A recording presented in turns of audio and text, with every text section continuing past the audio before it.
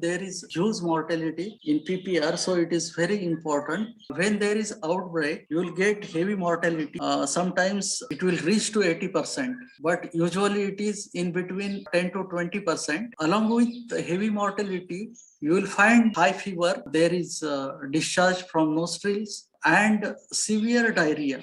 So PPR is characterized by severe pneumonia and severe enteritis. This disease is reported in 1980 in goats, but before that in 1979 it was first reported by Shaila et al. And after that this disease spread in our country, and you will find that PPR is everywhere. But for this disease we have vaccine developed by IVRI, and it has better immunity, means more than 2 years immunity. So coming to the clinical symptoms, find nasal discharge from nose and or discharge from eyes. You'll find a lot of erosions, ulcers, and congestion of alveolar border of the lip. This is the case in goat. Severe diarrhea is there, shooting diarrhea, and that diarrhea is bloody diarrhea. In oral cavity, you will also find ulcers. There is congestion of alveolar border.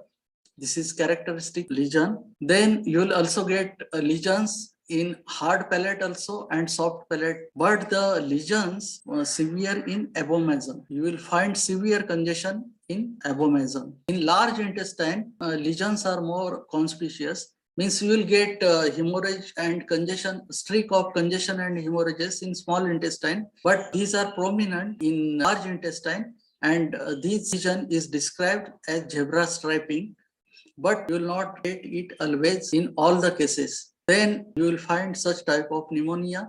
The pneumonia is typical type of bronchointerstitial type, and in alveoli you will get intracytoplasmic inclusions in the cells. Here also you can see here also. Then in lymph node there is severe lymph depletion and there is necrosis in mesenteric lymph nodes. This severe lymphocytic depletion is characteristic lesion of PPR. Then you can also find inclusions in lips, lymphoid depletion in intestine. This is immunohistochemistry. Can identify the antigen, PPR antigen in various tissues. Presumptive diagnosis can be made on the clinical and pathological lesions and epidemiological findings. Then virus isolation and characterization of virus. Lot of tests are there. AJID is there, CIE, FAT, and lot of tests are there. But recently, people are using PCR, specific PCR test and RT-PCR test.